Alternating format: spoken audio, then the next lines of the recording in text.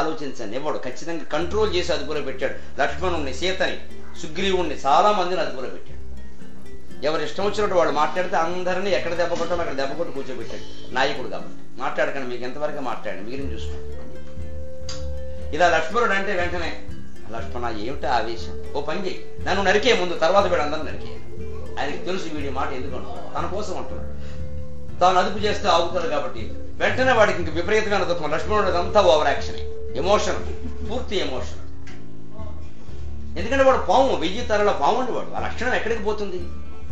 స్వామితో కూడా వచ్చాడు, ఈయనకి బెడ్ ఉండదేమో పక్క ఉండదేమో అని వాడు వెనకాల వచ్చాడు. అందుకని వాడికి రాముడు తప్ప మరొకడు కనపడ్డు ప్రపంచం. సీతను కూడా వాడు రాముడి గురించే గౌరవిస్తాడు. భరతుడు కూడా అంతే, దశరథుడు కూడా అంతే. ఎవరైనా రాముడిని వ్యతిరేకిస్తే అడ్డంగా నరికేస్తాడు ఎవరైనా సరే. Very loyal person. లక్ష్మణుడి యొక్క వ్యక్తిత్వం ఎటువంటిది అంటే వాడు దుర్యోధనుడికి తమ్ముడై ఉంటే దుశ్శాసనుడి కంటే దుర్మార్గంగా ప్రవర్తించేవాడు. వాడు అదృష్టం బాగుండు రాముడికి తమ్ముడు కాబట్టి మంచిగా వదిలిపెడితే వాడు పామే అనుమానుడు. ఇప్పుడు కాదు, తర్వాత కూడా వాడు డౌట్ చేస్తాడు భరతుడిని. వాడికి పోదదు మనసు మంచి. రాముడు అంటూనే ఉంటాడు, వీడు డౌట్ చేస్తూనే ఉంటాడు.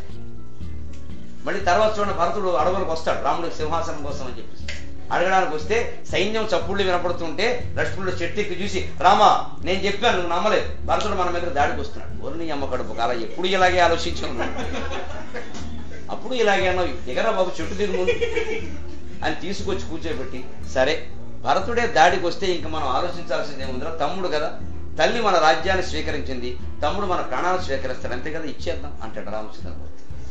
ఎందుకని న కర్మణా న ప్రజయా ధనేన త్యాగేనైకే అమృతత్వమానసు. నీ కర్మల వల్ల గాని, నీ ధనం వల్ల గాని, నీ సంతానం వల్ల గాని నువ్వు అమృతానందాన్ని పొందలేవు, కేవలం త్యాగం వల్ల పొందగలవు. వదిలేసి ఎవడు వదిలేయాలండి? మనకి అర్హత ఉన్నదాన్ని అడ్డమైన వాడు కూడా పోటీ పడితే కాదు, తమ్ముళ్ళ మధ్య పోటీ. తల్లిదండ్రులకి అన్నదమ్ములకి మధ్య విభేదాలు వస్తే ఇంక అర్థం లేదు సంసారానికి. భార్యాభర్తల మధ్య ఆస్తి పంపకాల్లోనూ వస్తువుల పంపకాల్లో తగదొస్తే అర్థం లేదు. అంత పేచి పెడుతున్నప్పుడు ఆ మొగుడు దిక్కుమాలింది వదిలే మొత్తం అంతా, ఏం పర్వాలేదు, ఏం బాగుకుంటాడో బాగుకొని. అంతేగాని వీధికి ఎక్కడం, మా ఆయన దుర్మార్గుడని ప్రచారం చేయడం, మా ఆవిడికి శీలం లేదని నువ్వు ప్రచారం చేయడం, అది అసహ్యమైన విషయం ఇదంతా.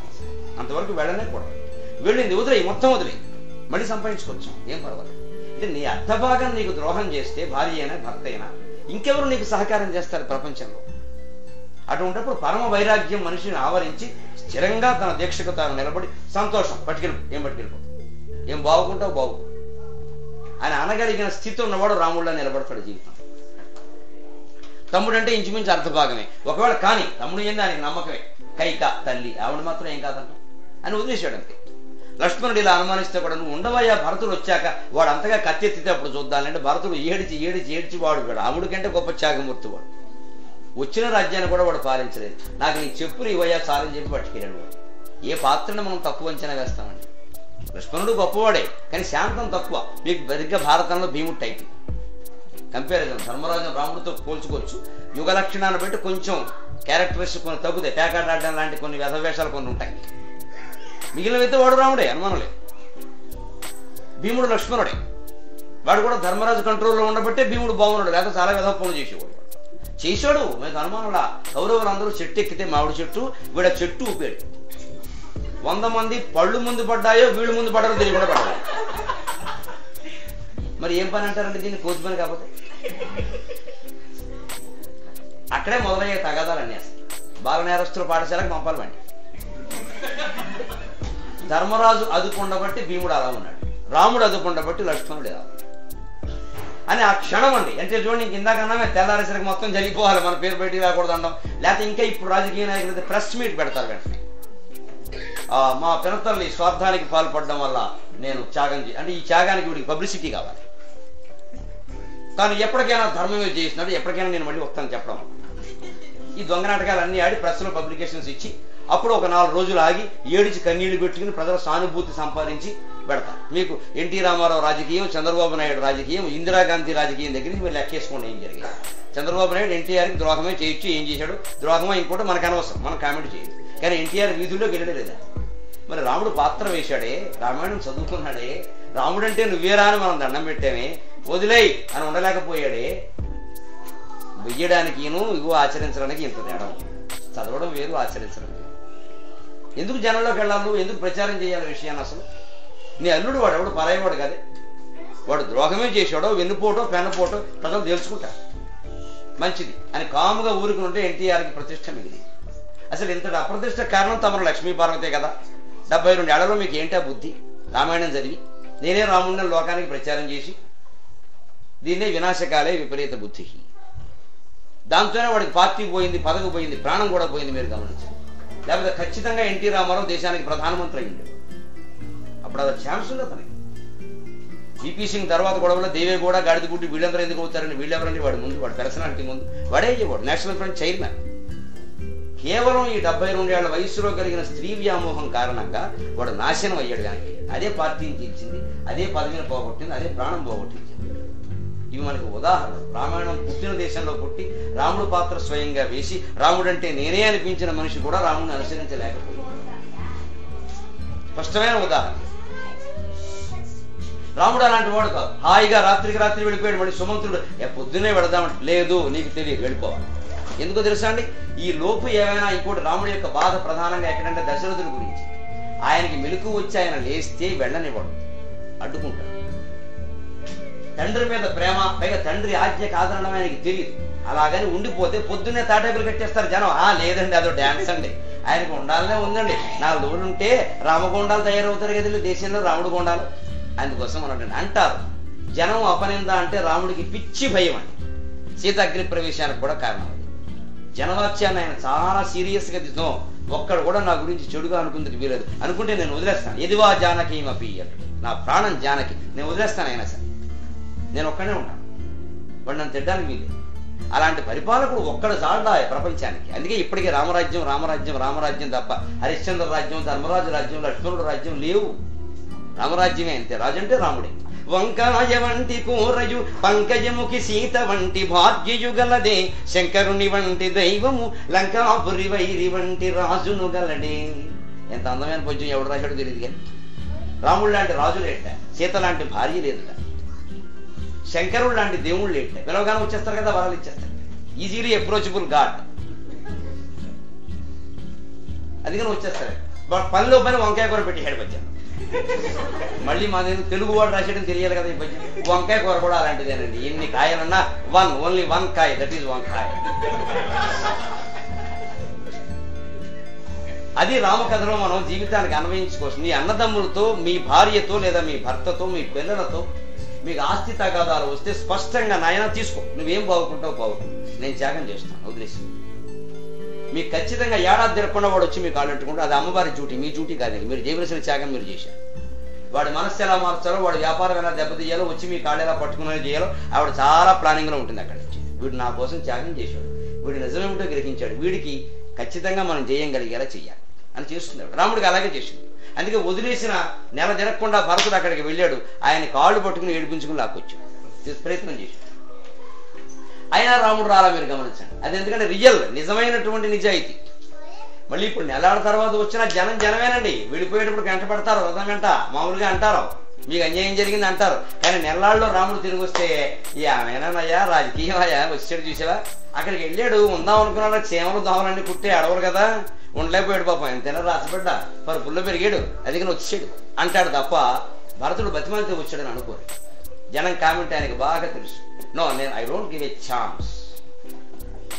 ఇదేదో 14 ఏళ్ళు రాని. అప్పటికి భరతుడు ఏడిస్తే ఏమన్నాడంటే 14 ఏళ్ళు గడవవే తిరిగి రామే, ధరను పాలింపమే, వెళ్ళవయ్యా నువ్వు అన్నాడు. ఆయన అడిగితే చెప్పులు ఇచ్చాడు. అది బతిమాలితే అది కూడా. అంటే ఈ అరణ్యంలో నిజానికి భరతుడు భక్తి పేరు మీద చేసిన పని ఏమిటంటే ఆయన చెప్పులు లేకుండా చేశాడు. కనీసం అన్నగారు అడవుల్లో తిరుగుతున్న ముళ్ళు గుచ్చుకుంటాయి, చెప్పులు ఉంటాయి, అవి కూడా లాక్కెళ్ళిపోయాడు. ఈయనకి రాజ్యము లేదు, చెప్పులు లేవు, ఇంకో 10 ఏళ్ళు పోయాక భార్య లేదు. ఇక ఇంతకంటే కష్టాలు పడినవాడు ఎవడైనా ఉంటాడా ప్రపంచంలో? ఇవన్నీ భరించాడు ఆయన. ఆయన అడిగితే చెప్పులు అడగగానే నాకు ఇవి ఒక చేత ఉన్నాయే కదా, ఇక్కడ బాటా కంపెనీ కూడా లేదు అని అల్లా. పాపం భరతుడు ఎంతో ప్రేమతో అడుగుతున్నాడు, ఎంత భక్తి అని ఇచ్చాడు. వాడు అలాగే 14 ఏళ్ళు అలాగే చెప్పులు అలా పెట్టుకుని నిజంగా పరిపాలన చేశాడు. అసలు వాడు పరిపాలన చేయాలి. అందుకే తెలుగులో సామెత ఇష్టారాజ్యం భరతుడు పట్టమని. అప్పుడు ఒకటి ట్యాక్స్ కట్టలేదు. భరతుడు దేని మీద దృష్టి లేదు. రామా రామా రామా వాడు వాల్మీకి అయిపోయాడు. వాడు ఈ సింహాసనంలో చెప్పులు పెట్టే కింద కూర్చున్నాడు. పరిపాలన లేదు, ఎవడు పనులు కట్టలేదు, మొత్తం ఎగ్గొట్టేట. అది రామకథ నుంచి మనం నేర్చుకోవచ్చు. సరే, అయిపోయింది. అరణ్యవాసానికి వెళ్ళారండి. ఇంకొక ఎగ్జాంపుల్ ఆడవాళ్ళు జాగ్రత్తగా గమనించాలి. అక్కడ 13 ఏళ్ళు చాలా సరసంగా సరదాగా హాయిగా సాగిపోయింది. కరదూషణాదులు వచ్చారు, వాళ్ళని చంపాడు. అంతకుముందు శూర్పణఖ వచ్చింది. అది జాగ్రత్తగా గమనించండి. శూర్పణఖ వచ్చి రాముడిని కామించింది. ఆవిడకి అప్పటికే పెళ్లి అయింది, భర్త ఉన్నాడు. ఆ భర్తను రావణాసుడే చంపేశాడు స్వయంగా. వాడి పేరు విద్యుజ్జిత్తుడు. రాక్షసుల ఆలోచనలు అలా ఉంటే వాడికి బంధుత్వాలు ఉండవు. తేడా వచ్చి వేసి పారేశాడు రావణాసుడే. దానికి పిల్లలు ఉన్నారు. ఆ పిల్లలే కరదూషణం. వాడు ఆ శూర్పణఖ వచ్చి ఈ రాముడిని కామిస్తుంది. రాముడు ఒకటే భార్య, ఒకటే బాణం అనే లెక్క కదండి. అందుకని ఆయన సరదా, చాలా సరసం ఉన్నవాడు రాముడు. అందుకని పోనీ వెళ్ళిపోమని అనొచ్చు కదా. అలాంటిగో అమ్మాయి, నేనంటే భార్య ఉంది బాగుండదులే కానీ మా ఆవిడ చూస్తుంది కదా, మా వాడికి అడిగే ఉన్నాడు చూడండి. ఇదంతా వాల్మీకి రామాయణంలో ఉన్నదని. మా వాడికి అడిగే ఉన్నాడు చూడు, ఎందుకంటే దానికి తగిన పనిష్మెంట్ వాడు ఇస్తాడు తెలుసు. అంటే ఎక్కడ ఆవేశం నువ్వు ప్రదర్శించా. కత్తి పట్టుకొచ్చాడు కదా, తండ్రిని నరికేస్తా, కైకి నరికేస్తా అంటే ఇప్పుడు నరికి. ఎందుకంటే ఇది తమో గుణం, రాక్షసి. ఈ కత్తి ప్రయోగించాల్సింది ఇక్కడ అమ్మ మీదను పెంతల్లి మీద కాదు అని చూపించాడు. దారి అది వెళ్ళింది. వాడు శుభ్రంగా ముక్కు చివరి కోసేసాడు. వాడు ఖాళీగా ఉన్నాడు. అని ఇందుకే ఖాళీగా ఉన్నాడు. వాడు కత్తిని ఊరుకుంటాడు. పైగా ఎప్పుడండి ఈ పరిస్థితి వచ్చింది? సరదా కూడా చేయాలి ఈ పని. సీతని మింగడానికి సిద్ధపడింది శూర్పణఖ. నాకు నువ్వు అడ్డంగా ఉన్నావు, నువ్వు ఇంత అందంగా ఉండబట్టే రాముడు నన్ను ప్రేమించట్లేదు. ఇది అందంగా ఉంది, రాముడు దీన్ని ప్రేమించాడు. శూర్పణఖ అంటే నఖం అంటే గోరు, శూర్పం అంటే చేట. దాని గోళ్ళు చేటలంత ఉన్నాయి, అంటే వేళ్ళు పీటలంత ఉంటాయి. వేళ్ళు పీటంత ఉన్నాయంటే చెయ్యి రామారావు పేటంత ఉంటుంది. దీన్ని బట్టి మీరు కంప్యూటర్లో డిజైన్ తీయండి. ఎవడైనా ప్రేమిస్తాడా? రాముడు మాట దేవుడు ఎందుకు?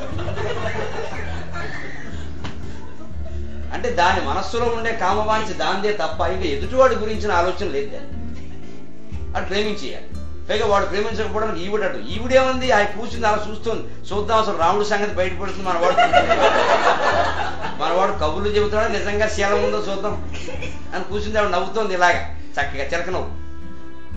నవ్వుతుంటే సీత మీదకి వెళ్ళింది. అప్పుడు అన్నాడు రాముడు మండి, లక్ష్మణుడికి సైగ చేసి, ఎందుకంటే సీత మీద ఈగ వాలితే రాముడు సహించాడు.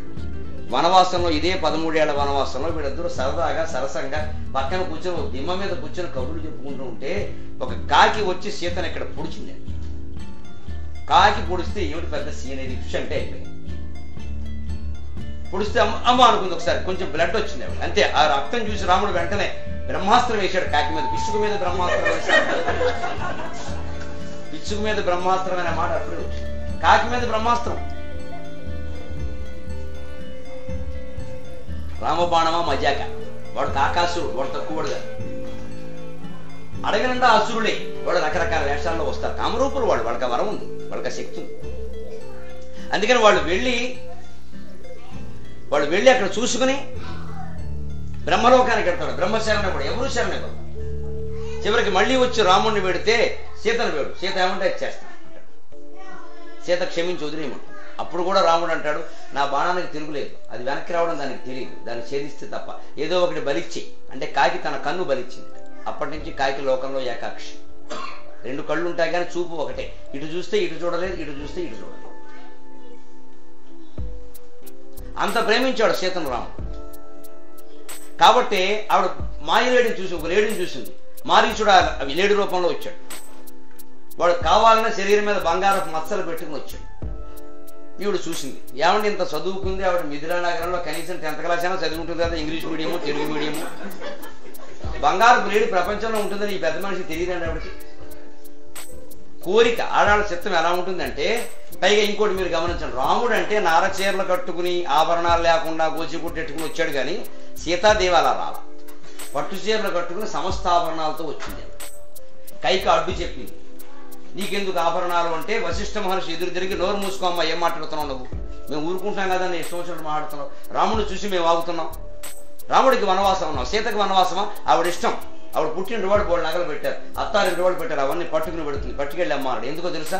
వశిష్ఠ మహర్షి త్రికాలం ఇది. ముందు ఈ నగలే ఆవిడ యొక్క ఆచూకీని తెలియజేస్తుంది. అంతేగాని అక్కడ కంసాలాడు ఉండి తాకట్టు పెట్టుకోవడం కోసం పట్టుకెళ్ళమని చెప్పలేదు.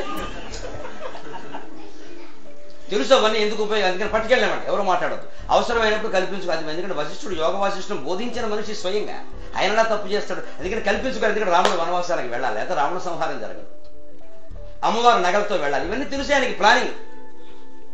ఎందుకంటే ఆయన దగ్గర మొత్తం చిత్రం ఉంటుందండి, www.ramayana.com అంతే, అందులో మొత్తం వచ్చేస్తుంది. అది దివ్య దృష్టి అంటే అర్థం అది. కాబట్టి ఇది ఇలా జరగాలంటే ఈ అమ్మాయి ఇలా వెళ్ళాలి, ఆ వెళ్ళనేనారు. అలా ఆభరణాలన్నీ ఉన్నాయి కదా, రాముడు చాలా సరదాగా రోజు ఒక ఆభరణాన్ని ఇలా పట్టుకుని దాన్ని వర్ణించేవాడు. అమ్మవారు చాలా అలా కూర్చొని ఎంత ఇష్టమో, ఈ వనవాసమే బాగుందండి ఆవిడ. ఎందుకంటే అంతఃపురంలో ఉండి ఈ పెద్ద మనిషి ఇలా దొరకడం, ఆ వనవాసమే బాగుంది అని వచ్చింది కూడా. పాపం ఆవిడకి ఆ ఫలితం దక్కింది. 13 ఏళ్ల పాటు అమర సౌఖ్యాలని అనుభవించింది వనవాసంలో. ప్రకృతి సహజంగా నీళ్ళకెళ్ళి కుండతో నీళ్లు పట్టుకురావడం, వీళ్ళిద్దరూ కలిసి కూర్చుని వండుకోవడం, వడ్డించుకోవడం, తినడం అన్ని సరదాగా గెలిచి. ఇంత సరదా మాయలేడితో నాశనమైంది. ఆ మాయలేడి కోరిక కారణం సీత కోరిక తప్ప రాముడు కాని లక్ష్మణుడు కాని కాదు. మీరు అబ్జర్వ్ చేయండి. బంగారపు లేడి ఉండదని ఆవిడికి తెలియదా? తన ఒంటి మీద ఇంత ఒకటి ఉంది అనుకున్నాం, ఆ లేడి మీద బంగారం కొద్దిగా ఒక 2 కాసులు 3 కాసులు 10 కాసులు ఉంది అనుకుందాం. 100 కాసులు బంగారం నీ మొగుడు నీకు ఎట్టాడే, ఇంత ఉండగా మళ్ళీ అదెందుకు కోరావు? ఇదే కర్మ అంటే. పురుగింటి పుల్లకూర రుచి అంటారే, ఆవిడకి ఆ బంగారం కోసం లేడండి, లేడి కోసం లేడి కాదు, ముచ్చట పడింది, నాదా నాకు ఆ లేడి కావాలి. వెంటనే లక్ష్మణుడు వాడు ఎప్పుడు జాగ్రత్తగా వాడు జూటి పాము మళ్ళీ గుర్తు చేస్తున్నాడు. పాముకి ఆ చూపు ఎక్కువ, ఇలా విడుతూ ఉన్నది, చిన్న అరికిడి ఏంటంటే టప్మని తలెత్తుంది లేదా పక్కెళ్ళిపోతుంది. ఆ చూపు ఎక్కువ, అందుకని లేదమ్మా మీరు కోరకండి, వాడు రాక్షసుడు, వాడు గడ్డి తింటుండే చూస్తున్నాను నేను, వాడు గడ్డి తిన్నట్టు నటిస్తున్నాడు, వాడు తినడం లేదు, వాడికి అంత అబ్జర్వేషన్ ఉన్నాడు. చూడండి, ఒక వస్తువు మీద మనకి వ్యామోహం ఉన్నప్పుడు మనం ఇవన్నీ గమనించాం, ఆ వస్తువు ఆకర్షణ రంగే చూస్తాం. వ్యామోహం లేనప్పుడు ఆ వస్తువు యొక్క నిజస్వరూపం మనకు కనపడుతుంది. లక్ష్మణుడికి వ్యామోహం లేదు, ఎందుకంటే వాడి పక్కన ఊరిమిడ లేదు, వాడు హాయిగా అన్నగారిని కాపలాగాడమే వాడు డ్యూటీ, అందుకని వాడికి అదే కనపడింది. అంటే సీత ఊరుకోవయా, పెళ్ళం కూడా లేదు, నీకేం తెలుస్తే సరదాలన్నీ, అలా కాదు నాదా అని మళ్ళీ ఏం చేయడు. పోనీ ఈయన తెలివైన వాడు చెబుతున్నాడు, ఎందుకో విందాం, అబ్బాయి కాదని జరగవలసిందని జరగాలి కదా. ఈయన ఒక నవ్వు నవ్వి, లక్ష్మణ మీ వదిన ఇంతకాలానికి కోరక ఒక కోరిక కోరిందయ్యా, మాకు పెళ్ళి 8 సంవత్సరాలైంది, ఎప్పుడూ నోరు విడిచి ఏం అడగలేదు, ఒక్క లేడి అడిగితే దేకపోతే ఇక మన రాజరికం ఎందుకు పని లేక ఇక్కడ, వెదవలేడి నువ్వన్నట్టు రాక్షసుడైతే చంపేస్తాను, మామూలు లేడైతే పట్టుకొస్తాను, 5 నిమిషాల పని, నా సంగతి నీకు తెలియదు. అప్పటికే 14,000 మంది రాక్షసులను చంపడి. అప్పటికి లక్ష్మణుడు మొత్తుకుంటూనే ఉన్నాడు, అన్నయ్య వద్దు అని. అప్పుడు వెళ్ళిపోయాడు. వెళ్ళిపోయిన వెంటనే వాడు పరిగెత్తుకుని కావాలని దూరంగా తీసుకుపోయి అక్కడ చచ్చిపోయి ఈయన చేతుల్లో చచ్చిపోతూ వాడు రామా లక్ష్మణ హా సీత అని అరిచాడు రాముడిని మినహాయించి. రాముడే అరుస్తున్నట్టుగా చేయాలి. ఎందుకు చేశారండి? మారీచుడిని రావణాసురుడు ప్రోత్సహించాడు ఈ వేషమేమని. వాడు స్పష్టంగా చెప్పాడు మారీచుడు, వద్దయ్యా, ఎందుకంటే రామబాణపు రుచి వాడికి తెలుసండి. యజ్ఞ సంరక్షణలో తాటక కుమారుడు వీళ్ళందరూ మారీచు సుబాహుడు. అప్పుడు తాటకను చంపాడు, సుబాహుణ్ణి సముద్రం అవతల కొట్టాడు, మారీచుడిని సుబాహుణ్ణి చంపాడు, మారీచుడిని సముద్రం అవతల కొట్టాడు ఏకంగా.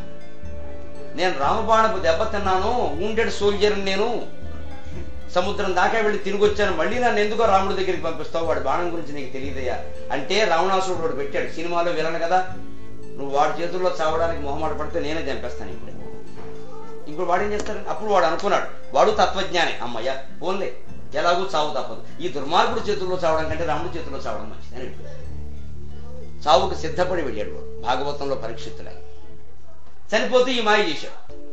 అది వినపడిన వెంటనే సీత మనస్సు మారిపోయిందండి. అతి స్నేహ కలు పాపశంకి అంటాడు కాళిదాసు. అది సరిగ్గా సీత మీద పనిచేసింది. ఎవరి మీదనా మనకి బాగా ఎక్కువ ప్రేమ ఉంటే ఆ ప్రేమతోటి ఎన్నో పాపకార్యాలు చేస్తాంట, అనుమానిస్తాంట మనుషులను కూడా.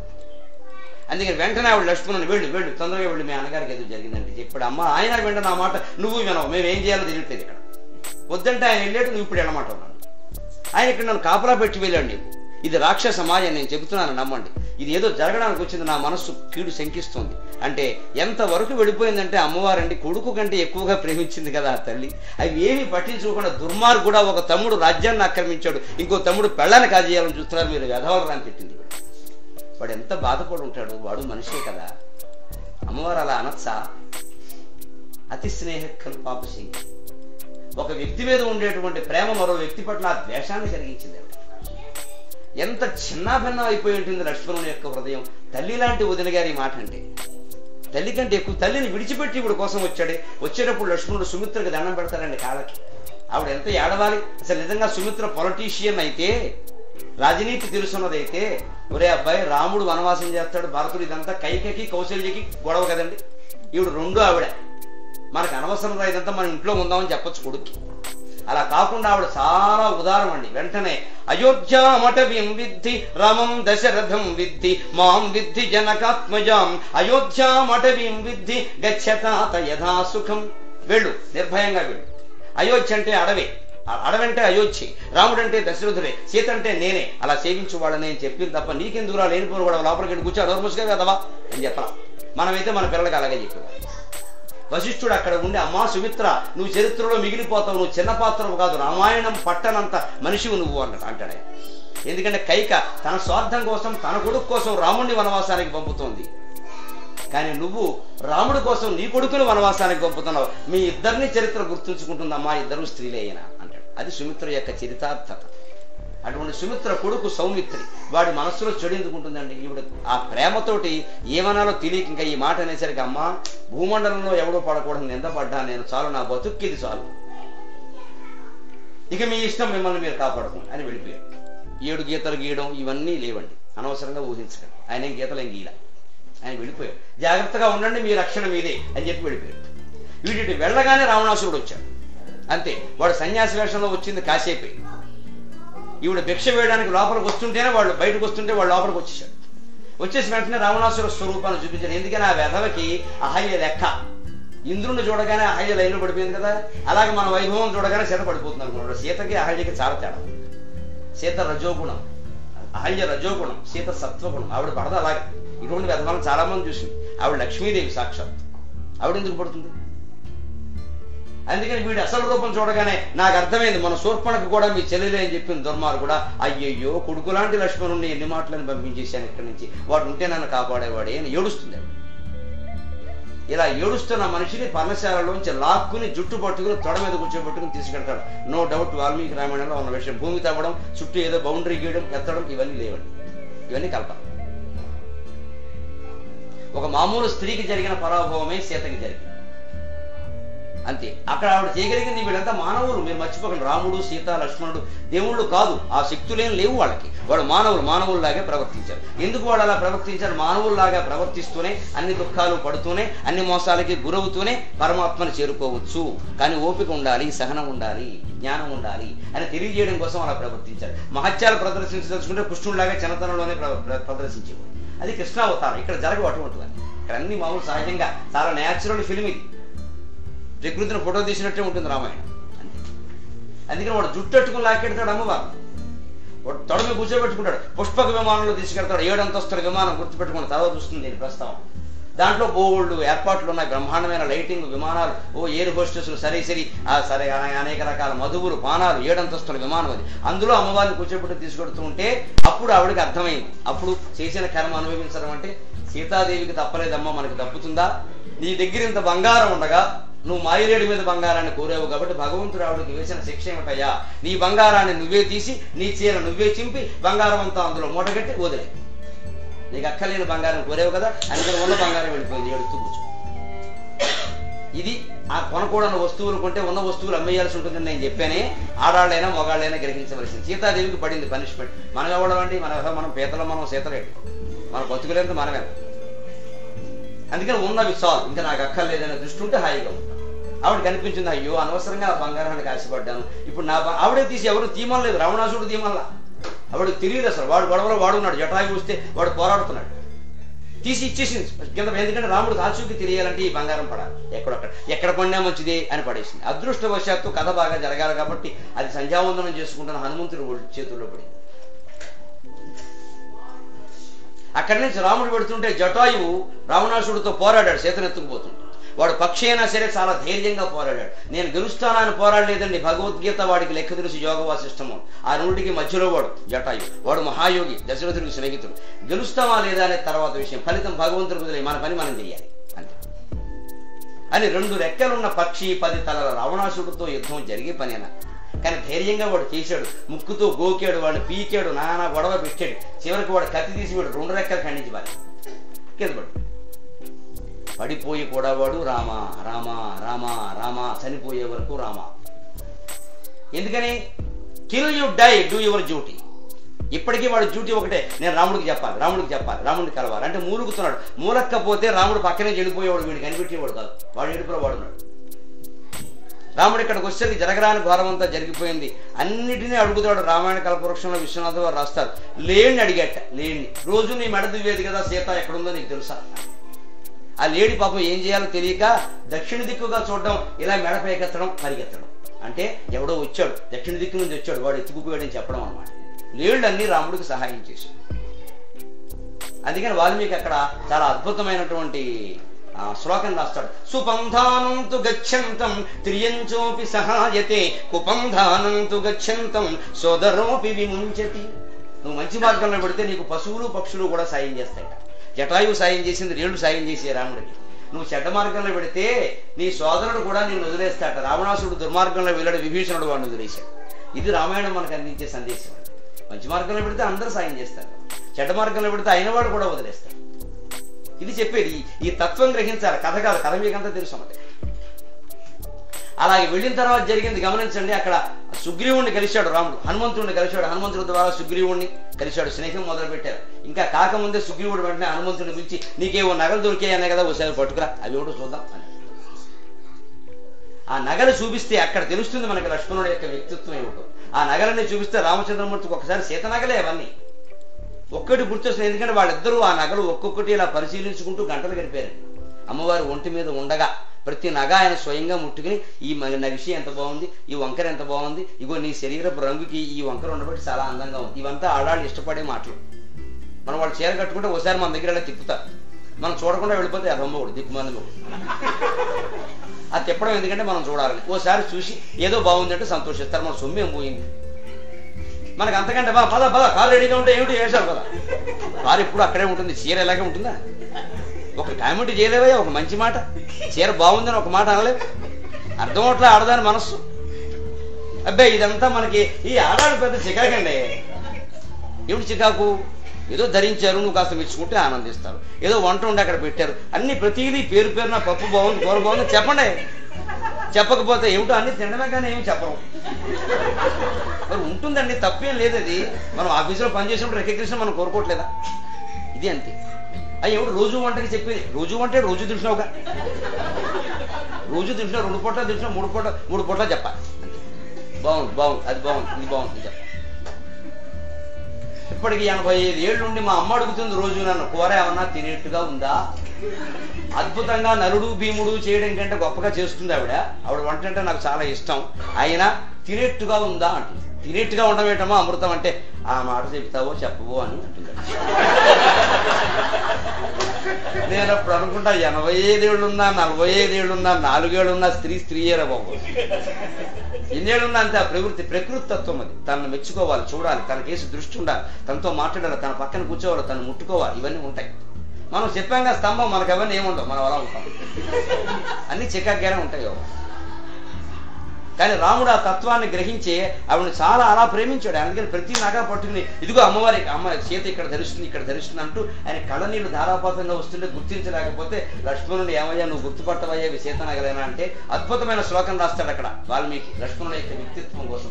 నాగం జానామి కేయూరే నాగం జానామి కుండలే నూపురే త్వభిజానామి నిత్యం పదాభివందనాత్.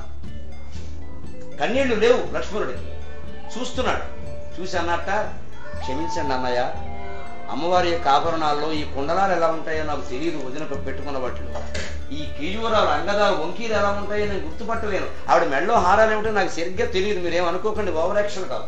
ఆవిడ వడ్డాణం ఏమిటో నాకు తెలియదు, కానీ కాళ్ళకి పెట్టుకున్న మంజీరాలు మాత్రం నాకు బాగా గుర్తు. ఎందుకంటే నిత్యం పాదాభివందనాత్. పొద్దున్నే నేను లేవగానే స్నానం చేసి మీ ఇద్దరికి మిమ్మల్ని దశరథుడు గాను ఆవిడ్ని సుమిత్ర గాను భావించి నేను దండం పెడుతున్నాను కదా, అందుకని నాకు అదొక్కటే తెలుసు, ఆ మంజీరం నేను గుర్తుపడతాను అని తీసి, ఇది ఖచ్చితంగా మా వదిన మంజీరమే. మా వదిన అని ఎప్పుడు అంటే మా అమ్మ అంటాడు ఆయన, మా అమ్మ మంజీరమే అన్నాడు. ఇది మనకి చూస్తే ఏదో కవిత్వం కాదండి, నిజంగానే మీరు పరిశీలనగా చూడకపోతే ఆభరణాల్లో విశేషాలు తెలియదు. రాముడు చూస్తాడు, ముట్టుకుని మరీ చూస్తాడు. ఆయన భర్త, ఆయనకు ఆ హక్కు ఉంది. సీత ఆనందిస్తుంది. లక్ష్మణుడు చూస్తాడా? వదిన దుద్దులు బాగున్నాయని వదిన దుద్దులు మీరు పట్టుకుంటారా? మనమే చెయ్యం ఆ పని, లక్ష్మణుడు ఎందుకు చేస్తాడు? అంచేత చాలా సహజమైన కవిత్వం. అందుకని నాకు అవి మాత్రమే తెలుసు అనగానే దాన్ని బట్టి గుర్తుపట్టి సుగ్రీవుడు హనుమంతుడు చెప్పిన మాటలను బట్టి దక్షిణ దిశలో ఉండే రావణాసురుడు ఈ పని చేసి ఉంటాడు అనుకున్నారు. ఇకప్పుడు వాడితో స్నేహం వాలివత విషయం నన్ను ఏం తీసాం, వారిని ఎందుకు చంపవలసి వచ్చింది? వాడి మెడలో ఒక హారం ఉంది, ఆ హారం ఎదురు శత్రువులు బలాన్నంతా హరిస్తుంది. అంచేత రాముడు ఏం వెర్రివాడు కాదు, వాడు ఎదురుగా ఉండి అట్రాక్షన్ పొజిషన్లో నిలబడి నా బలాన్ని హరించు అంటాను. వెర్రివేదం అంటారు అలా చేస్తే. రాజకీయం తెలిసిన వాడు ఎవడు అలా చేయదు. అందుకని వాడిని వెనకాల నుంచే బాణం వేసి కొట్టాడు. మార్గం లేదు వేరే, తప్పది కానీ తప్పదది. అందుకే రామచంద్రమూర్తి దానికి కర్మకి ఫలాన్ని అనుభవించాడు. వచ్చే జన్మలో కృష్ణుడుగా పుట్టాడు, మళ్ళీ చెట్టుచాటుని పడుకున్నాడు. బోయేవాడు చెట్టుచాటు నుంచే బాణం వేశాడు. కుడికాని పట్నవేల్లో బాణం దిగింది. బాగుందిరా అబ్బాయి, నీ పనులు చేసావు, ఓకే అని వెళ్ళిపోయాడు అంతే నిశ్చింతగా. ఇది రాముని జీవితం. మునులు ప్రేమిస్తే మునుల్ని గోపికలుగా పుట్టమన్నాడు. వాళ్ళని చంపినందుకు వాళ్ళకి వచ్చే జన్మలో నువ్వు కష్ట తీర్చుకుంది కానీ ఏం పర్వాలేదు, నీ కోసం నేను మళ్ళీ పుడతాను, కానీ ఇప్పటికి ఇది అనివార్యం, ఏమనుకో, డోంట్ థింక్ అదర్వైజ్, సాయి అన్నాడు. అంతే, ఒకటే మాట అయిపోయింది. తప్పదు, ఇంకా ఇంకో మార్గం లేదు వారిని చంపడానికి. అక్కడి నుంచి సుగ్రీవుని యొక్క నాయకత్వంలో సైన్యం మొత్తం 4 దిశలుగా బయలుదేరి దక్షిణ దిశగా హనుమంతుడిని పంపిస్తుంటే రాముడు హనుమంతుడికి ఒక్కడికే ఇచ్చాడు ఉంగరం, ఇంకెవరికి ఇవ్వాలా గమనించాడు. ఎందుకంటే ఆయనకి తెలుసు, ఈ కెన్ ఐడెంటిఫై ఎవరు సమర్థులో ఆయనకు తెలుసు. అందరూ కవులు చెబుతున్నారు, ఒక్కొక్కడు రాముడి దగ్గరికి వచ్చి ఎందుకు బాధలో ఉన్నవాడంటే ప్రతివాడికి లోకువేనండి. అందుకని కోతులన్నీ రాముడి మీద ఎక్కేసాయి. లోకువా, ఇగో ఏడవ అనేవాడు ఒకడు, మా ఆవిడ కూడా ఇలాగే కూడా ఎత్తుకుపోయాడని చెప్పి స్టోరీ చెప్పి కూడా ఒకడు. కోతులు, రాముడు అంత వాడు కోతులకు లోకు అయిపోయాడు. హనుమంతుడు ఒక్కడే ఆయన దగ్గరికి ఇలా వచ్చి కోతి కబుర్లు చెప్పరా, దూరంగా కూర్చొని రామనామస్మరణ చేసుకుంటాడు. ఆయనకు తెలుసు ఎవడి వల్ల పని అవుతుందో. కబుర్లు చెప్పేవాడు ఎప్పుడు పని చేయడు, పని చేసేవాడు కబుర్లు చెప్పడు. అందుకని హనుమంతుడిని పిలిచి ఇదిగోనయ్యా ఉంగరం, పువ్వు పట్టుకెళ్ళాడు. అందుకని తనకి ఏమాత్రం సంబంధం లేని పని నెత్తినెట్టుకుని దానికోసం సముద్రం దాటి, దానికోసం తనకి తెలియనటువంటి లంకలోకి వెళ్ళి రాక్షసులందరినీ ఎదిరించి సీతాదేవిని చూసి అశోకవనాన్ని ధ్వంసం చేసి రావణాసురుడు సభలోకి వెళ్ళి ఇంద్రజిత్తునితో యుద్ధం చేసి సభలోకి వెళ్ళి రావణాసురుడు పిలక పగిలిపోయేలా మాట్లాడి అక్కడి నుంచి వెనక్కి వచ్చి చూసి రమ్మంటే కాల్చి ఇచ్చాడు మొత్తం. ఇంత పని ఎందుకు చేశారండి తనకు సంబంధం లేకుండా? అది అర్జునుని యొక్క పరోపకారం, ఆంజనేయుని యొక్క పరోపకారం మనస్థితి. అందుకే ఒక రైల్లోనూ చర్చ జరిగింది. మనపోటుగాడు ఎవడో కూర్చుని అక్కడ ఉంటే ఎవరో అడిగారు, ఏమండి వాలి వాద న్యాయమేనా అని ఏదో అడిగాడు. నేను ఏదో చెబుతున్నాడు. నెమ్మదిగా హనుమంతుడి దగ్గరికి వచ్చింది విషయం. వచ్చేసరికి అక్కడ ఒకడు ఉండి, ఎంతకీ హనుమంతుడు ఏ ప్రాంతం వాడండి అన్నట్టు ఎవడో అనగానే తమిళనాడు వాడు ఒకడు ఉండి అక్కడ ఎవడంటావేంటి, కిష్కింద మాదే, మా స్టేట్లోది, హనుమంతుడు మావాడే, ఇంత గొప్పవాడు, మా తమిళ అంటే ఏమనుకుంటున్నాను, బంపర్ సూపర్ డూపర్ వాడికి పొగరు. మనకి ఏమిటంటే మనది ఒక మహావ్యక్తి ఎవడన్నా కనపడితే వాడి నుంచి ఏం గ్రహించమండి, వాడు మనవాడు అయిపోవాలంటే. వాడు మన కులం వాడు, మన శాఖ వాడు, మన ఊరు వాడు, ఏదో ఒకటి అయిపోయి వాడితో మనకు చుట్టరకం ఉండాలి మొత్తం. అందుకోసం చూస్తాం వాడు ఏం చెబుతున్నాడు, మనం ఏం చెయ్యాలి, ఇది మనకు అనవసరం. మన తత్వాలు ఇలాగే ఉంటాయి. అందుకని హనుమంతుడు మావాడే అని తమిళనాడు వాడు అన్నట్టు. వెంటనే అలా కాదు, అయోధ్య వాడు, యూపీ వాడు ఒకడున్నాడు, హిందీ వాడు, వాడు ఉండి ఊరుకోవయ్యా, అయోధ్యలో కథ అంతా జరిగితే హనుమంతుడు కథ ఒకటి అక్కడ జరుగుతుందండి, వాడు మావాడే, ఊరికి ఇక్కడ రాశారు కానీ పేరు రాముడు సీత హనుమంతుడు అందరూ అమ్కా హాయ్ అన్నాడు. ఒక ముస్లిం ఉన్నట్టు మధ్యలో, వాడికి సరదా పుట్టింది. ఇగో నై బోల్తా, మీరేం మాట్లాడకండి, అమ్మజాంతా, హనుమంతుడు మావాడు. హనుమంతుడు కర్మ కాలిపోయింది, వాడు తురకాడైపోయాడు. అదేమిటా బొత్తిగా ముస్లిం చేస్తావు హనుమంతుడు, ఏ అలా మాడతా, సులేమాన్ జలేమాన్ లైక్ దట్ హనుమాన్.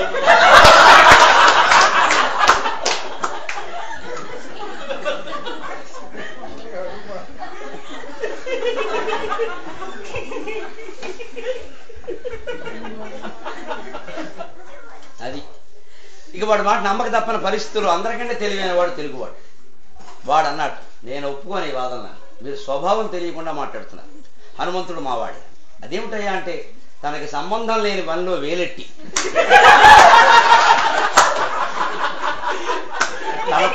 తన పని తాను చెయ్యడం మానేసి ఖర్చులు పెట్టుకుని మరీ సముద్రం దూకి అక్కడ ఊరంతా కొంపలన్నీ అంటించి వచ్చేవాడు తెలుగువాడు ఒక్కడే.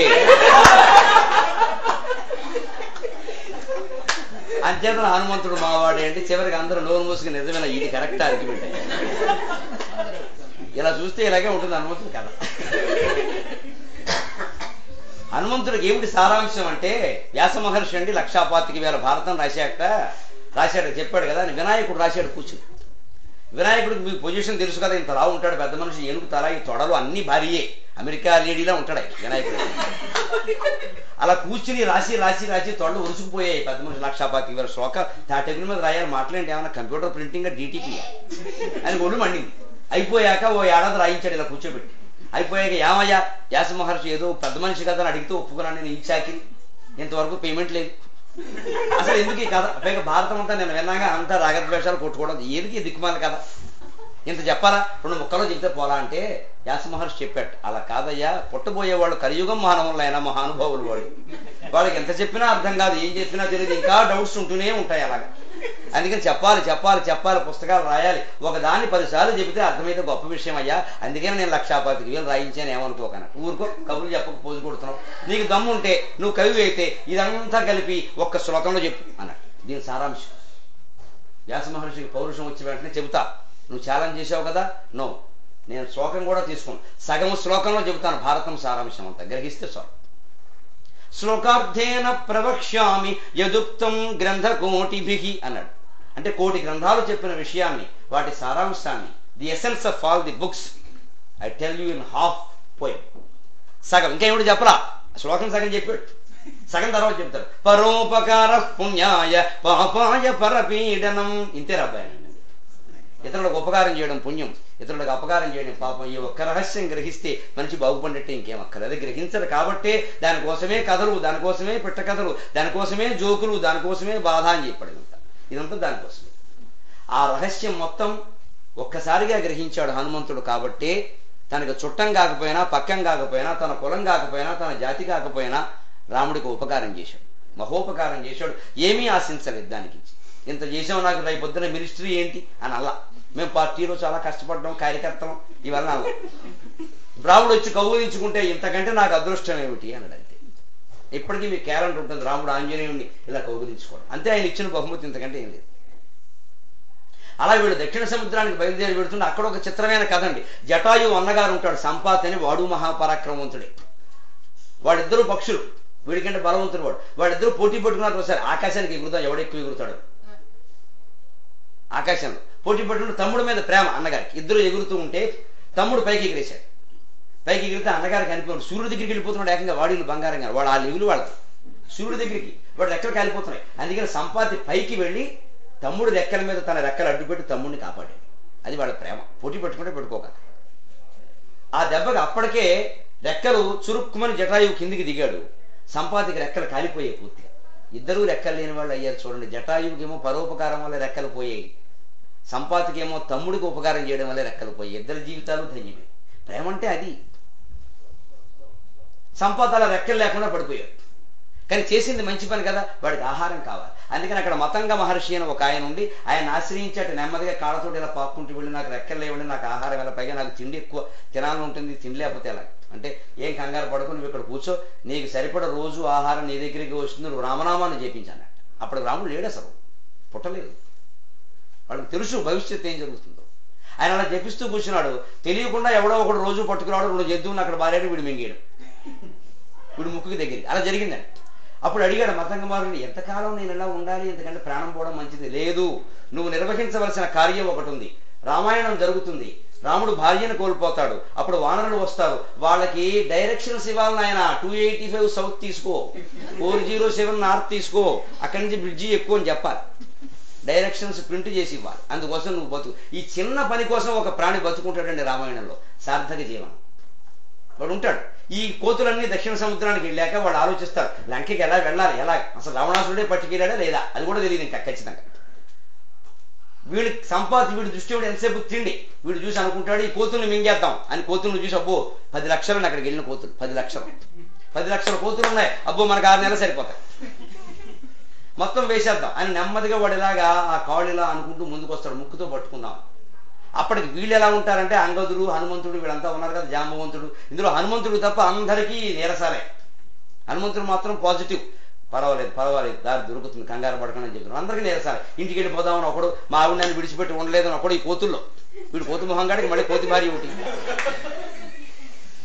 నా పిల్లాన్ని వదిలేసి ఇచ్చాను ఒకడు, మా వాడు హాస్టల్లో ఉన్నాడు చూడాలని ఒకడు, ఇలా మొదలెట్టాడు. పెద్ద ధ్యాస. వీడి ధ్యాస అంతా పిల్లల మీద ఉంది, రామకార్యం మీద లేదు. హనుమంతుడి ధ్యాస ఒక్కటే రామకార్యం మీద ఉంది. ఇలా అనుకుంటుంటే వీళ్ళలో ఒకడికి గొప్ప ఆలోచన వచ్చిందండి. అంగదుడు పెద్ద కాబోయే రాజుగారు వాడి దౌర్భాగ్యం, వాడి ఆలోచన ఏంటంటే వద్దు మనకు సీత దొరకదు, ఈ సముద్రాన్ని మనం దాటలేం, చచ్చిపోదాం. అబ్బా ఎంత విజయవంతమైన ఆలోచన. ఇలాగా ఉంటారు కొంతమంది. అందుకే రామాయణం చెబితే మానవ మనస్తత్వాలన్నీ తెలుస్తాయి. 10 లక్షల మంది 10 లక్షల ప్రవృత్తులు. కొంతమంది వెంటనే ఇది ఆలోచన బాగుంది, గొప్ప ఆలోచన, చచ్చిపోదాం.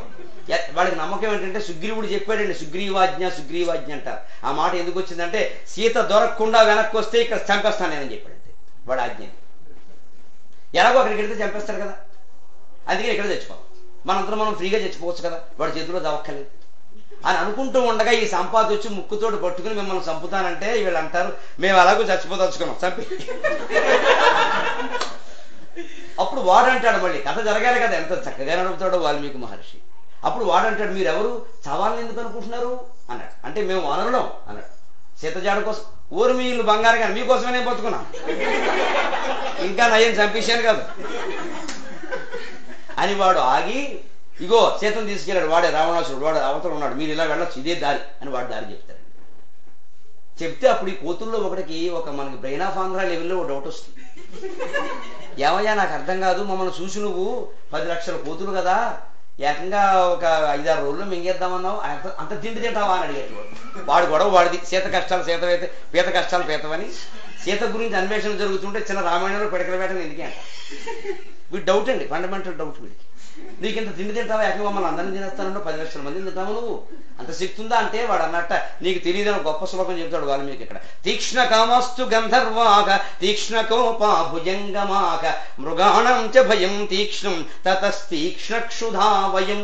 అయ్యా నీకు తెలియదయ్యా, జంతువుల్లో భగవంతుడు సృష్టించిన జీవుల్లో గంధర్వులకి కామవాంఛ ఎక్కువ.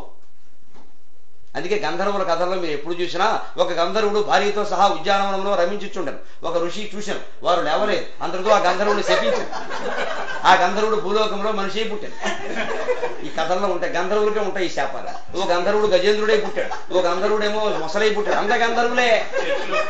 గంధర్వులకి ఎందుకు ఈ శాపాలు ఎక్కువ అంటే వాళ్ళు కామ గంధర్వులు, గాన గంధర్వులు కాదు. గాన గంధర్వ గంటసాల ఒకడే. వీళ్ళు కామ, వీరికి వ్యధవాంచి ఎక్కువ, వీళ్ళకి స్త్రీలకి ఆ మగాళ్ళకి కూడా ఎంతసేపు ఇదే యావ. అందుకని ఎక్కడ ఉద్యానవనం దొరికితే అక్కడ బెంచి చేసుకోవడం, ఇద్దరు కూర్చోవడం, ఇంకా ఒళ్ళు పైపోయింది. అందుకని వాళ్ళకి శాపాలు తగులుతూ ఉంటాయి. మనం తీక్ష్ణ కామ, వీడికి సెక్చువల్ డిజైర్ అనేది చాలా ఎక్కువ. రామాయణంలో చదివితే తెలుస్తాయి ఈ విషయాలు, వదిలేండి. తీక్ష్ణ కోపా భుజంగమాహ, పాములకి కోపం ఎక్కువ, గంధర్వులకి కామం ఎక్కువ, పాములకి కోపం ఎక్కువ. పక్షులకి భయం ఎక్కువ, మృగాణాంచ భయం తీక్ష్ణం. అందుకే పెట్ట చూడండి, ఇలాగ ఇక్కడ నీళ్లు పోసారనుకోండి, ఇలా ఒక బొట్టు దాగి అలా చూస్తుంది, మళ్ళీ బొట్టు దాగి ఇలా చూస్తుంది, దానికి భయం ఎక్కువ. ఏమో ఎవరొచ్చి బాణం వేసేస్తారో, ఎవరొచ్చి పట్టించుకుంటాడు. అదే ఒక సింహం నీళ్లు తాగుతుంది, అటు ఇటు చూడదాం, అలా తాగుతూనే ఉంటుంది. నువ్వు వెళ్ళావనుకో అక్కడికి, ఇంకా నువ్వు ఉండవు. ఒకసారి నీకేసి చూస్తుంది, కుటుంబాన్ని అంతే అయిపోయినాయి. దానికి భయం లేదు, పక్షికి భయం. ఈ మూడు చెప్పి చివరి మాట మేము పక్షులం, మాకు ఆకలి ఎక్కువ అన్నాడు. ఇందులో మీకు రహస్యం ఏంటంటే వాల్మీకి మనిషి కదా, పక్షుల గురించి చెప్పాడు, గంధర్వుల గురించి చెప్పాడు, అదేమిటి మృగాల గురించి చెప్పాడు, మన గురించి చెప్పలేదేమండి. ఎందుకు చెప్పలేదు తెలుసా, మనం దుర్మార్గులు, మనకి 4 ఎక్కువే.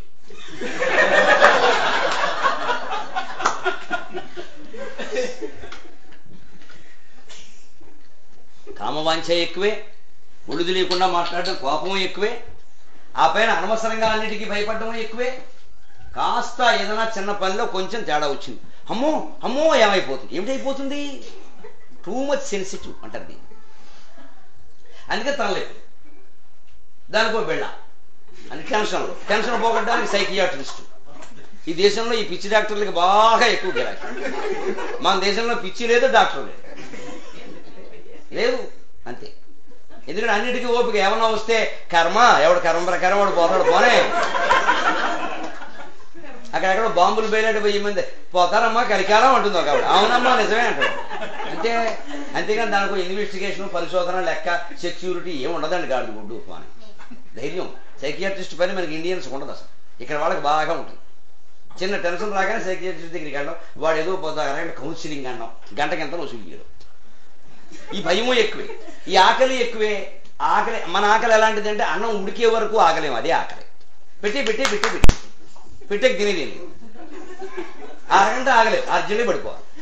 ఇదే మనకి ఏది పూర్తిగా ఆనందించేటువంటి లక్షణం కాదు మనది. ఊరికే తొందరపడ్డామను దాన్ని ఎంజాయ్ చేసేది ఏమీ లేదు, ఆనందించేది ఏమీ లేదు, అయిపోయింది అంతే. అందుకే జీవితంలో ఏ సుఖాన్ని సరిగ్గా అనుభవించలేం మనం. ఇది సంపాతి యొక్క మాట. అక్కడి నుంచి హనుమంతుడు వాడు నిర్ణయించుకుని హనుమంతుడు దూకుతాడు. అప్పుడు సరిగ్గా సముద్రం తనలో తాను ఒక మాట అనుకుంటుంది. దశకంఠోద్వికటట్టహాసములు సీతన్ బట్టి గొంపోవు దుర్దశ. సాగరఘోష కావ్యం కాబట్టి సముద్రం రామాయణంలో ఒక భాగం, రామాయణంలో ఒక పాత్ర సముద్రం. అందుకని సీతను ఎత్తుకుపోతుంటే సముద్రం ఏమనుకోదా అని నేను ఊహించా, వాల్మీకి ఊహించను, నేను ఊహించాను. ఎందుకు అనుకోకుండా ఎలా ఉంటుంది? ఏదో అనుకునే ఉంటుంది, ఏదో చేసే ఉంటుంది. అందుకని సముద్రం చెబుతుంది దశకంఠోద్వికటట్టహాసములు సీతన్ బట్టి గొంపోవు దుర్దశ. నాథాయని ఆ దేవి ఆర్వ శివాలెత్తి తరంగ ఘోషమున బొబ్బలు వెట్టి తిన్ మానిని కృష నేత్రాంచలము అగ్నిఖండికల గ్రెక్కెన్ నాదు గర్భంగునన్ అని సాగర ఘోష కావ్యంలో సముద్రం కవితో చెబుతుంది. రామాయణ కథలు వివరిస్తూ రామాయణ ఘట్టాలన్నీ. అయ్యా నీకేం చెప్పమంటావు నా బాధ?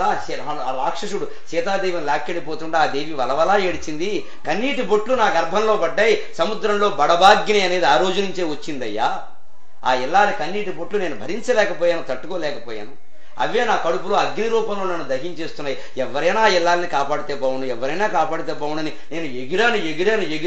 భగవంతుడు నాకు ఇంతే శక్తి ఇచ్చాడు, వాడిని పట్టుకోలేకపోయాను అని సముద్రం బాధపడుతుంది. మళ్ళీ కవి అడుగుతాడు కావ్యంలో, అవును సముద్రమా, ఆ బడబాగ్ని ఇప్పటికీ అలాగే ఉందా, తీరిందా అంటే లేదు. కొండయనంగా లేచి హనుమంతుడు మహేంద్రగిరి మించి నిలబడి దూకుతాడు. మహేంద్రగిరి ఒక కొండ, హనుమంతుడు ఒక కొండ స్వయంగా. అందుకని ఆయన నిలబడితే కొండ మీద కొండ నిలబడినట్టు ఉంది. అది నా భావన. కొండయనంగా లేచి పవనాంకూరము, పిల్లగాలి, ఆయన గాలి కొడుకు కదా వాయునందను. పవనాంకూరము ఝంఝామరు చండాకారము దాల్చి వార్ధి పొడుగై సంద్రము దాటన్ వపుర్దండం బెల్ల చెమర్ప ఈ లవణ సామ్రాజ్యము సేవాసుధా భాండంబై క్షితిజాత బాష్పజనిత ఔర్వం వింత శాంతించడిన్. ఆ బడబాగ్ని, ఆవిడ కన్నీళ్లు రాలడం వల్ల రేగిన బడబాగ్ని ఉంది, అవి ఎప్పుడు శాంతించిందంటే హనుమంతుడు అనేవాడు కొండ మీద కొండలా నిలబడి గాలి కుమారుడు పిల్లగాలి అయినా తుఫాను గాలిలా విజృంభించి వార్తి పొడిగై అసలు దూకలేదు. ఆయన ఆ కాలు తీసి అవతల పెట్టాడు అంతే. కాలు తీసి గట్టున పెట్టు అని అర్థమే, కాళ్ళ గజ్జే కంకాళమ్మ అని అలా ఆడాడే. ఆయనకు దూకడం ఎందుకంటే పని లేక. అందుకని సముద్రం అంతా పొడుగై దూకుతూ ఉంటే ఆయన శరీరం చెమర్చింది. ఆ చెమట బొట్లు నాలో పడి నేను నిజంగా ఉప్పు కయ్యని సముద్రాన్ని, నాది ఏముంది, నా బతికెంత నేనెంత. ఆ రోజు నుంచి నేను అమృత భాండం శవాభాండం అయ్యా. అంటే ఏ ఇల్లాలైనా కన్నీళ్లు కారిస్తే సముద్రం క్షోభిస్తుంది. ఏ మనిషి అయినా ఒక స్త్రీకి సాటి మానవుడికి ఉపకారం చేసి ఆ ఉపకారంలో భాగంగా శ్రమపడి అందులో భాగంగా చెమట బొట్లు రాలిస్తే సముద్రం ఆనందిస్తుంది. This is the essence of Ramayana. అందుకని కావ్యంలో దాన్ని పెట్టాను. రామకథంతా చెప్పడం నా ఉద్దేశం కాదు. పరోపకార పుణ్యాయ పాపాయ పరపీడన. అపకారం గురైన వాడు ఏడుస్తూ ఉంటే ప్రకృతి అంతా ఏడుస్తుంది. ఎవడైనా ఆవిడ కన్నీళ్లు తొడవగలిగితే ప్రకృతి అంతా వాడికి సహకరిస్తుంది. This is the essence. అచేతనం సాటి మనుషులకు ఉపకారం చేయండి దయచేసి. కనీసం ఉపకారం చేయడం చేత కాకపోతే అపకారం చేయకుండా ఉండండి చాలు, అంతవరకైనా మంచిది. చేతనైన ఉపకారం, మన ఆస్తులు త్యాగం చేసినా పర్వాలేదు, అంత సీన్ ఏం లేదండి. మనం ఉపకారం చేస్తే డబ్బులు ఏం పోవు. కాస్త మనస్తత్వం కొద్ది విశాలం కావాలంతే. మనం వెడుతున్నాం, ఇంకోటికి లిఫ్ట్ ఇస్తే ఏమైంది అని ఆలోచించుకోవాలంటే అది చిన్నపాటి ఉపకారం. అయితే వాడు బాధలో ఉన్నారు, మీరు డబ్బు ఇవ్వలేదు, వెళ్ళి ఇంటికి వెళ్ళి ఓదార్పుగా 2 మాటలు చెప్పలేరా కష్టంలో ఉంటే? మన సంస్కృతి ఎంత గొప్పది. ఎవరైనా శవం వీధిలో ఉంటే ఆ వీధిలో వాళ్ళు ఎవరు అనంతంగా మీరు గుర్తు తెచ్చుకోండి. ఆ శవం బయటికి వెళ్ళేవాడు. ఎందుకో తెలుసా, శవము అసహ్యమైన కాదు, మానవత్వం. వాళ్ళు చచ్చి ఏడుస్తుంటే మనం ఇక్కడ పిండి వంటలు వేసుకు పోయలేదేంటి పక్కింటి వాడు శవం. పైగా ఇంకా గొప్ప సంస్కారం, పక్కింట్లోనే వంట వండి ఆ ఇంట్లో ఉన్నవాళ్ళందరికీ వండెక్కడికి పట్టుకెళ్ళి తినండమ్మా, పోయేవాడితో పాటు మనము పోతామా, 2 మెతుకులు తినండమ్మా, కాస్త కాఫీ తాగమ్మా, పొద్దు నుంచి ఏడుస్తున్నావు పాపం అని చెప్తారు. This is Indian culture. చచ్చినా బతికినా మన సంస్కృతి మనదే. సాటి మనిషికి మనం సాయపడతాం. వాడు అన్నం తింటే మనం తింటాం. వాడు అన్నం మానేస్తే, ఇంట్లో పిల్ల అన్నం మానేస్తే తల్లి అన్నం మానేస్తుంది వెంటనే. ముందు దాని సంగతే తేల్చని అంటుంది. అది ప్రేమ, అంతేగాని ఇండివిజువాలిటీ. దాన్ని వదిలేండి అంటే రేపు పొద్దున అది కూడా అంతే చేస్తుంది. అది ఎవడో తేలాలి. ముందు ఎందుకు మానేసిందో కోపమేమో కాస్త బతిమాలతో పోని, మరీ మొండికెత్తే చూడొచ్చు. ఇదంతా మనకి రామాయణం చెబుతుంది. అందుకే సముద్రం ఉంటుంది. సీతాదేవి వెళ్ళినప్పుడు ఆ బాష్పాలు నాకు అగ్నిఖండికలు అయ్యాయి. హనుమంతుడు వెళ్ళినప్పుడు ఆ చెమట బొట్లు మళ్ళీ అగ్నిని శాంతింపజేసేటువంటి నీటి బిందువులు అయ్యాయి. నేను ఆనందించాను. నేను కోరుకునేది ఇదేనయ్యా, ఎవరికైనా బాధ కలిగితే కాస్త ఓదార్చండి అయ్యా. మా కులం కాదు, మా మతం కాదు, మా జాతి కాదు, మాకు సంబంధం లేదని ఆలోచించకండి. హనుమంతుడు ఏం చేశాడో ఒకసారి చూడండి. ఇంత ఇదిగా వెళ్ళి ఆయన అక్కడ అంతఃపురంలో ప్రవేశించి లంక అంతా వెతుకుతాడు. అది పున్నమి నాటి రాత్రి. సుందరకాండలో అద్భుతమైన దృశ్యాలు. అక్కడ వెతుకుతూ ఎక్కడ వెతికినా సీత కనపడదండి. చివరికి వెడుతూ ఆయన రావణాసురుడు అంతఃపురానికి వెళ్ళిపోతాడు చిన్న కోతి రూపంలో. వెడితే అక్కడ పెద్ద మంచం, దాని మీద రావణాసురుడు పడుకుని ఉంటాడు. అప్పుడు వాల్మీకి వర్ణిస్తాడు, వాడు పడుకుంటే ఎలా ఉన్నాడంటేట మినువులు రాసి ఉంటుంది, నల్లటి మినువులు ఉంటాయి. ఇలాగ మినువులు రాసికి నూనె రాసేసి ఎండబెడతా అలా ఉన్నట్టు. అది వర్ణన వాల్మీకి కలుగుతుంది. మినువుల రాశికి నూనె రాసి డాబా మీద ఎండబెడితే ఎలా ఉంటుందో వాడు పడుకుంటే అలా ఉన్నట్టు. అంత సుందరమైన వాడు మహానుభావుడు. వాడు పక్కన ఒక స్త్రీ పడుకుంది. ఆవిడ్ని చూశాడు హనుమంతుడు. చూసి అమ్మా సీత దొరికింది అని గంతులు వేయించాడు అక్కడ ఆ కిటికీలో. కోతి చేష్టాన్ని వాల్మీకి 22 శ్లోకాల్లో వర్ణిస్తారండి. కోతి హనుమంతుడు అప్పుడు కోతి అయిపోయాడు, మనిషి కాదు ఆయన. ఆ కోసలు పట్టుకుని పైకి ఎగిరి కిందికి దూకి ఆడావుడు చేసి అంతఃపురం అంతా తిరిగేస్తాడు. ఎందుకంటే సీత దొరికింది, అనుకున్న పని అయింది. చిన్నపిల్లలు చూడండి, అనుకున్న పని అయితే ఎంత ఆనందిస్తారు. అలా ఆనందించి అమ్మ సీత దొరికింది. ఎందుకంటే ఆవిడ అచ్చం సీత. మండోదరి అంటే ఎవరండి? మహాపతివ్రత ఆవిడ. అహల్య ద్రౌపది సీతా తారా మండోదరి తథా. సీతతో సమానమైన స్థానం ఇచ్చారు మండోదరికి. రావణాసురుడు భార్య అని ఏం పక్కన పెట్టలా. రావణాసురుడు వేరే, భార్య వేరే. మన సంస్కృతి అంతే. భార్య గొప్పదైతే భార్యను గౌరవిస్తుంది. మొగుడు వెధవైతే వెధవే, అది వేరే విషయం. పరమ వెధవలైన వాళ్ళందరూ రాక్షసులు భార్యల వల్ల బతికారు. తులసి వల్ల జలంధరుడు బతికాడు. అందుకని తులసి మొక్కను ఎప్పటికీ ఇంట్లో పెట్టి పూజిస్తున్నాం. జలంధరుడు భార్య అయినంత మాత్రం ఆవిడకి వచ్చిన అప్రతిష్ట ఏం లేదు. మండోదరి చెప్పింది పాపం, తన పని తాను చేసింది. వాడు వినకపోతే ఆవిడేం చేస్తుంది? అందుకని ఆవిడ అచ్చం సీతలాగే ఉంటే నా తల్లి అని అనుకునే అప్పుడు హనుమంతుడికి కామన్ సెన్స్ పాయింట్ ఒకటి వెలిగింది. ఈవిడే కనుక సీత అయితే నేను ఇక్కడికి రావడం ఎందుకు? ఇది మౌలికమైన సమస్య. రావణాసురుడు పక్కన ఈవిడ పడుకుంటే ఇంకా నేను ఇక్కడికి రావడం ఎందుకు? మళ్ళీ ఈ గుడ్ న్యూస్ రాముడికి చెప్పాలి. సీత ఇక్కడ ఉందో సుఖంగా గుర్రు పెట్టి పడుకుంది రావణాసురుడు పక్కన, గుండె ఆగిపోతుంది అక్కడ. అప్పుడు అనుమానం వచ్చింది, ఛా నేను మనిషినేనా ఇంత అసహ్యంగా ఆలోచిస్తున్నా? ఇంతవరకు సీతను చూడలేదు ఆయన, ఆలోచించడం తప్పులేదు. కానీ ఎంత ఫీల్ అయ్యాడంటే ఆయన, ఎంత బాధపడ్డాడంటే, ఛా ఇంత విన్నాను సీత గురించి, ఆవిడ ఎటువంటి వెధోపం చేస్తుందా, ఛా నా బుద్ధి నాదేనా గోకేసుకుంటాడు మళ్ళీ. అది కోతి చేష్టే. అసలు ఇలాంటి ఆలోచన వచ్చినందుకే చచ్చిపోదామన్నంత తీవ్రంగా ఆలోచిస్తాడు హనుమంతుడు. సీతాదేవిని అనుమానించడం చచ్చ అగ్ని లాంటి మనిషి, ఎంత తప్పు. ఈవిడ కాదు ఖచ్చితంగా. అప్పుడు మళ్ళీ ఇంకో ఆలోచన, ఇంత గొప్ప స్త్రీని, ఇంత చక్కని స్త్రీని, ఇంత సాధ్విని పక్కనట్టుకుని వీడి కొంప కాలిపోవా, వీడి ఇంకా వీడేవాళ్ళు ఎందుకు వీడికి? అప్పటికి నీకు పెళ్ళేవారు కదా, నాకు కనుక ఇలాంటి మనిషి ఒకళ్ళు ఉంటే హాయిగా ఉండేవండి సుఖంగా అని వాడికి. ఎందుకంటే ఇంత మండోదరి మహాపతివ్రత ఆవిడ దగ్గర పెట్టుకుని ఏమిటి వీడికి ఈ యథోకాంక్ష అని ఆశ్చర్యపడి, కర్మ రావకూడదు ఇంతే, వీడికి నాశనం అయిపోయి యోగం ఉండి అని అమ్మవారి దగ్గరికి వెళ్తాడు. వెతుక్కుంటూ వెళ్ళి సింసుపా వృక్షం కింద అమ్మవారు కూర్చుని ఉంటే ఈయన చిన్న కోతి రూపంలో పైన ఉంటాడండి. ఇక వాల్మీకి కాదు, విశ్వనాథ వారు అద్భుతంగా వర్ణిస్తారు కల్పవృక్షంలో. సీతాదేవి ఇలా కూర్చుందిట, ఇలా కాలు ఇలా ముడుచుకుని ఇలా కూర్చుంది, ఇలా కాలు ఇలా పెట్టి కూర్చుంటారు చూడండి, అలా కూర్చుంది దిగాలుగా.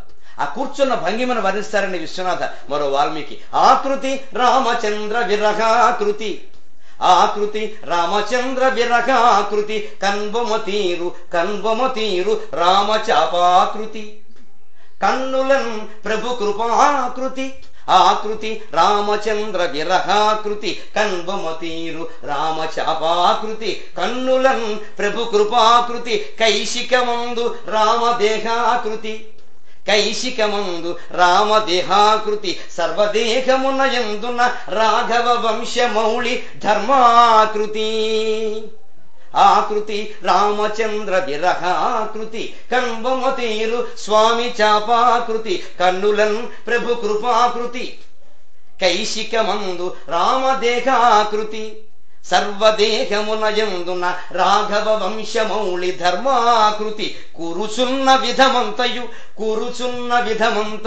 స్వామి ప్రతిజ్ఞమూర్తియై. ఇది విశ్వనాథ కవిత్వం. మరి జ్ఞానపీఠం వచ్చిందంటే రాదు. సీతను ఎంత నిండా రామస్వరూపంట, రాముడే తప్ప సీత కనపడలేదు విశ్వనాథకి. సీత ప్రత్యవయవంలో రాముడు కనపడ్డాడు. ఆకృతి రామచంద్ర విరహాకృతి. ఆవిడ ఆకారం మొత్తాన్ని ఒక చిత్రం తీస్తే రాముడి విరహం అనే దానికి బొమ్మ గీస్తే అది సీత.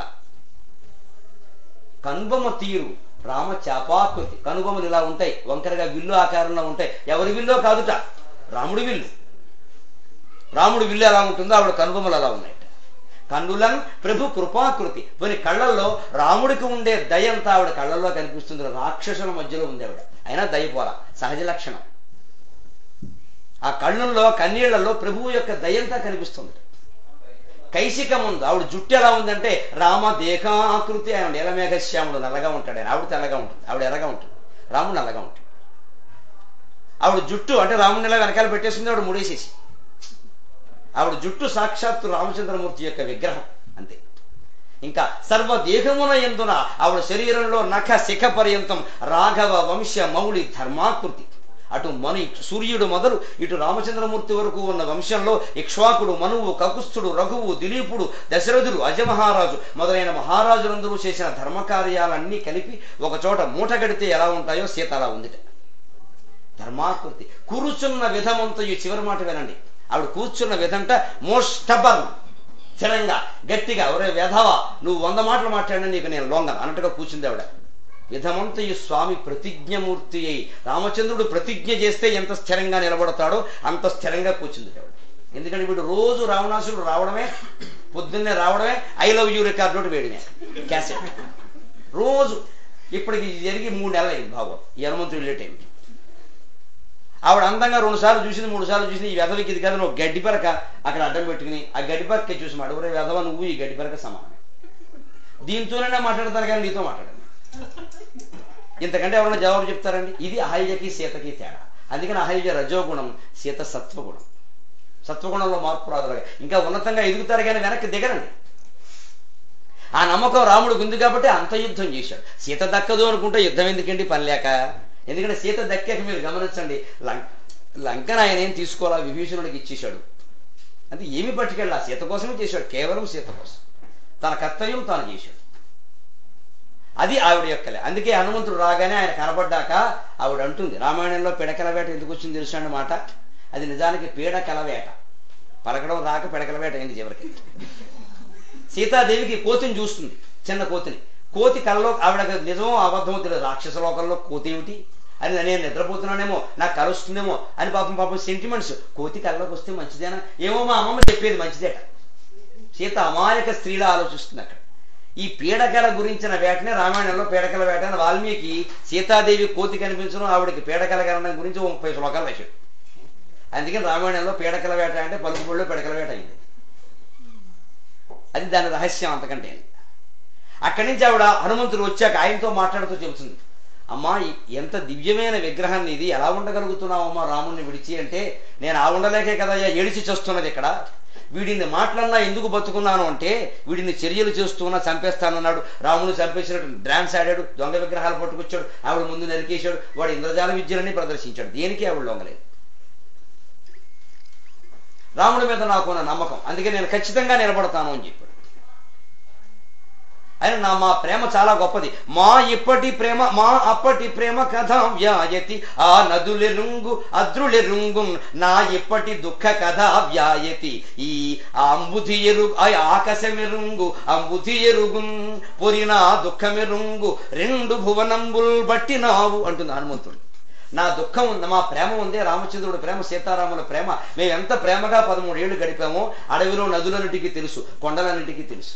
నేను ఇప్పుడు ఎంత దుఃఖం అనుభవిస్తున్నానో ఈ సముద్రానికి తెలుసు, ఆ ఆకాశానికి తెలుసు అని చెప్పి హనుమంతుడు ఏమంటుందంటే, నువ్వు నాకు పరమ ఉపకారం చేసేవయ్యా. ఎందుకంటే నా దుఃఖం గుర్తించేది సముద్రం, ఆకాశం. హనుమంతుడు సముద్రాన్ని దాటాడు, ఆకాశాన్ని ముట్టాడు. కాబట్టి నా దుఃఖం ఏమిటో నీకు కూడా తెలుసు. అందుకని వెంటనే రాముడిని రమ్మనమని. అప్పటికే హనుమంతుడు అంటాడు, అమ్మా ఎందుకు వచ్చిన గొడవ, రాముడు అక్కడ ఆగలేకపోతున్నాడు, ఉండలేకపోతున్నాడు, చాలా బాధపడుతున్నాడు, నేల మీద పడి చిన్నపిల్లల్లో దొరుకుతున్నాడు మీకోసం. మీరు ఇక్కడ ఇంత బాధపడుతున్నారు, రండి నా భుజం మీద ఎక్కండి, నేను తీసుకెళ్ళిపోతాను, నేను మీ అబ్బాయిని అంటే. సీత మహాసాధ్వండి ఏమంటుంది తెలుసా వెంటనే, లేదయ్యా నాకు 2 నియమాల వల్ల నేను రాను. ఒకటి, రాముడే వచ్చి నన్ను తీసుకెళ్ళాలి. నువ్వు తీసుకెడితే రాముడికి దక్కవలసిన కీర్తి దక్కదు. అంతే కదండి, హనుమంతుడిని తీసుకెళ్ళి అప్పగించేస్తే ఇంకా కథ ఏముంది, ఇంకా రాముడు పరాక్రమం ఏమిటి. అందుకని నా భర్తకి దక్కవలసిన ఖ్యాతి దక్కాలి. ఆయన రావాలి, క్షత్రియ పరాక్రమం. అందుకని ఇంకో 3 నెలలు ఉంటాను నేను కావాలంటే. నేను రాను. రెండవ కారణం, ఏమనుకోక హనుమంత, నేను ఇంతవరకు పరాయి మగవాడిని ముట్టుకోలేదు. అప్పుడు మళ్ళీ వెంటనే ఆవిడకి డౌట్ అండి, వాల్మీకి రామాయణంలో ముట్టుకోలేదు అంటే అడుగుతాడు కదా, రావణాసుడు ఎత్తుకొచ్చినప్పుడు ఏమైందని వెంటనే అంటుంది వాల్మీకి రామాయణంలో. నీకు ఆ అనుమానం రావచ్చు, కానీ నేనేం చేయనయ్యా, అబలని నేనేమి చెయ్యలేని వాడు బలవంతంగా లాక్కొచ్చాడు నన్ను. నాకు శక్తి ఉండే వాడిని అక్కడికక్కడ